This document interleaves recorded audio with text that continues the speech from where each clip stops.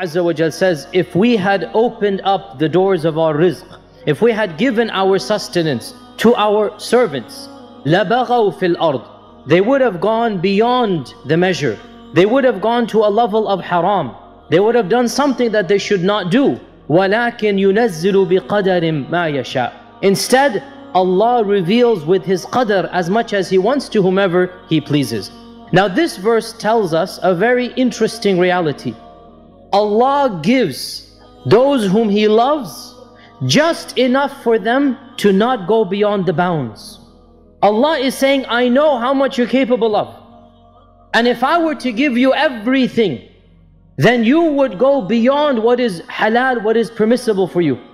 And this same sentiment is demonstrated in the seerah of the Prophet ﷺ. In a hadith in Sahih Bukhari, it is narrated that the Prophet was giving someone money, or he was giving a group of people money. One of the Sahaba said, O Messenger of Allah, why don't you give so and so? For wallahi, I think he's a mu'min, he's a good guy, give it to him. And the Prophet ignored him. And he kept on giving to other people. Second time the Sahabi said, Ya Rasulullah, give to him, for wallahi, I think he's a mu'min.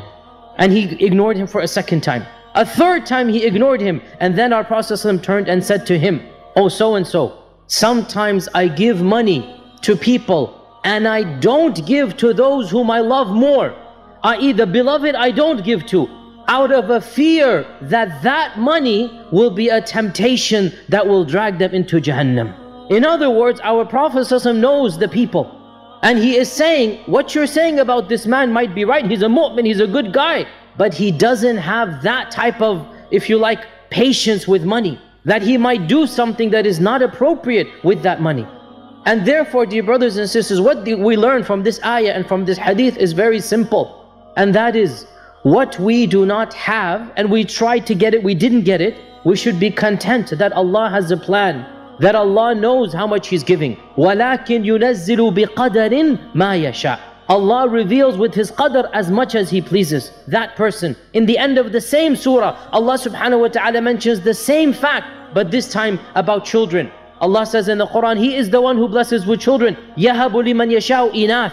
To some He gives all daughters. وَيَهَبُ لِمَنْ يَشَاءُ الذُّكُورِ. To some He gives all men, all boys. أَوْ يُزَوِّجُهُمْ ذُكْرَانًا وَإِنَاثًا. And some families, they have boys and girls. وَيَجْعَلُ مَنْ يَشَاءُ عَقِيمًا. And some people have no children. إِنَّهُ عَلِيٌّ قَدِيرٌ. This is the qadr of Allah subhanahu wa ta'ala. Allah knows who to give what to. And Allah knows how much to give. And Allah knows who to test people with. And therefore the believer who believes in qadr, one of the main benefits of believing in qadr is that you feel a contentment of the heart. Whatever has happened because of qadr. As I said many times, qadr is used to calm down and to find release from a calamity. And qadr is not used to justify a sin. Qadr is used to find peace in whatever Allah has decreed. You didn't get the job, qaddar Allah. You didn't make the million that you were looking to get from the business, qaddar Allah. You didn't have this, you didn't get that. You tried, you made dua to Allah, you didn't get it. Now the point is you have to try. If you didn't try,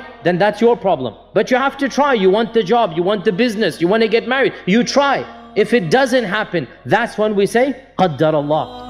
When Allah gives us too much, we forget our Lord even in our salat.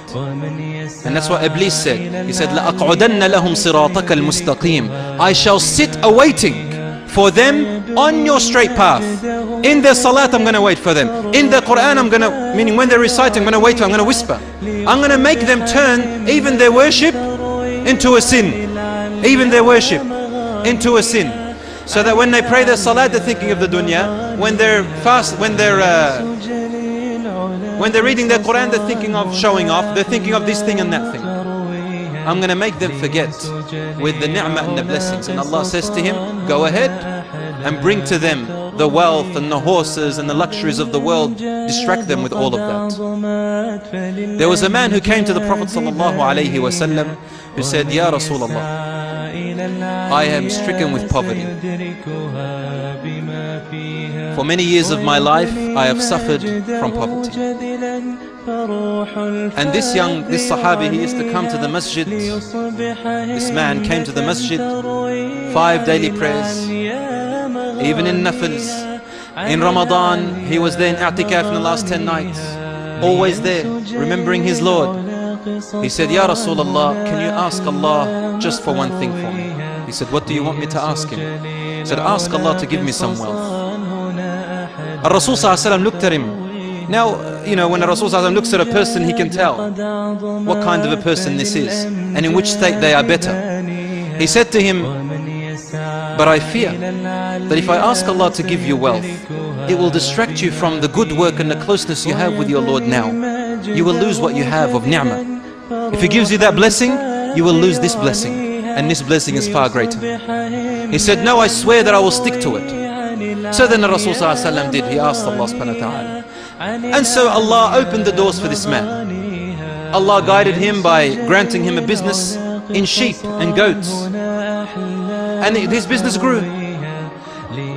Suddenly, as you would expect, he started to come to the masjid less often. Then his prayers became once a day in the masjid. Then it became only Jumu'ah. Then Jumu'ah was gone, only on Eid. And then that was gone. Started praying at home all the time. Rasul ﷺ asked about this man, and they said to him, oh, a long time ago this man forgot the masjid altogether. His wealth and his business distracted him until he had no more time. He has no more time. Allah subhanahu wa ta'ala tells us that a person whom Allah subhanahu wa ta'ala gives too much, what happens to this person sometimes? They say, this is all from me anyway. Isn't that right?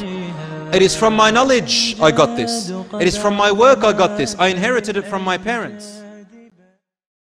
This right here is the summary of the concept of barakah in Islam. Let me translate this for you. Wabarik, and oh Allah, put blessing. Put huge, unbelievable, never-ending blessings. Li, for me, fima, in that which a'ataita, you have already given. That's the past tense. It's the past tense, a'ataita, meaning what you have already given. I'm not asking for more, Allah. What I'm asking for is that what you have given me is more than enough. It suffices. What I already have is more than enough. I'm just now asking you, Ya Allah, to inject the element of barakah and blessing into that which you have already given me. That is the concept of barakah. Barakah is not more. Barakah is not about more. Barakah is about the ability to do more with less. Barakah has nothing to do with quantity. It has everything to do with quality. The quality of what you have. I don't need more, Ya Allah. I just need blessing on what I have. The ability to do more with less. And this is something very interesting, very profound. You know, more and less, and blessed and not blessed, and quantity versus quality.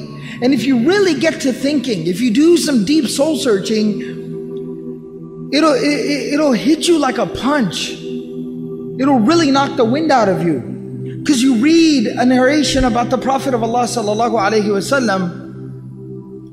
You know, the day that he passed away, there were a couple of mats. There was 1 or 2 jugs. There was a mule tied outside the house. There was a sword, there was a shield, and a couple of pairs of clothes. That was the sole possession of Rasulullah sallallahu alaihi wasallam, the greatest human being to ever walk the face of this earth. That's all he had. And he had 9 homes, which is another topic for another day. But just to put things into perspective, you got to chew on that for a second. Today we got 1 home, 5 people within the home, everybody's got a job, everybody's working, and we're still in debt.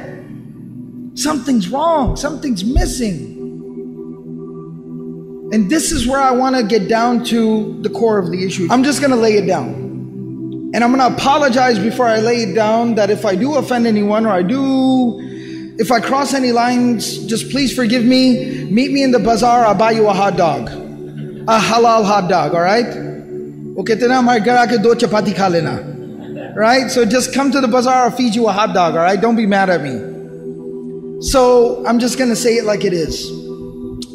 We have a lot of discourse, we have a lot of conversation, we have a lot of discussion in the Muslim community today about Sharia compliant financing, halal this, Sharia compliant that. And I'm not criticizing, the people that are providing these services. They are very good, beneficial services for those people that need them. But I am keeping it real with y'all for a minute. We are obsessed with the conversation about how can I take something that I don't need, I have no reason to have, there is no explanation for me having it, and find a way to somehow make me feel better about having it. We are obsessed with this conversation in the Muslim community. You want to know what Sharia compliance is? You want to know what halal is? You want to know what the Islamic financing, banking, financial, monetary system is? If you can't afford it, don't buy it. That's Islam. That's Sharia compliance. If you never buy anything you don't need, you are living a Sharia compliant lifestyle. That's as simple as it is. And I know it sounds oversimplified, but it's really not. Wallahi, it's not. We gotta understand this. Let me explain something to y'all. In some places, for some people, there is even some legitimacy to a conversation about needing to buy a home, even though I personally don't agree with it, but to each his own. Maybe I don't live in your shoes, I don't know your circumstances. I'll tell you, by the way, we talk about, but we have to have a home, we have to live somewhere, I have to raise my family. I lived my entire life in an apartment complex. I lived my entire life in an apartment, and I feel like I turned out okay. You understand? I'm trying to be real with y'all for a minute. You can drive a used beat up old car. I talked about the car I drove last year. I talked about it over here. First car I ever drove, the doors had different colors. And you know what I did when I graduated past that car, when I could actually afford to buy a nicer car? We had a simple rule. If we don't got cash in the home, we don't buy it. If you ain't got cash, you don't buy it. I know that sounds oversimplified to some people, but that's how you live your life. That's how you live a responsible life. So even when I bought another car with cash, mind you, that other old car with the different colored doors, I didn't sell it. You know why? Because I had a little brother. It was too good of an opportunity to pass up. And I made him drive it until he drove the wheels off of it. I actually had to pay somebody to take that thing out of my driveway. But that's just how it works. If you can't afford it, you don't buy it. It's a very, very simple, straightforward philosophy.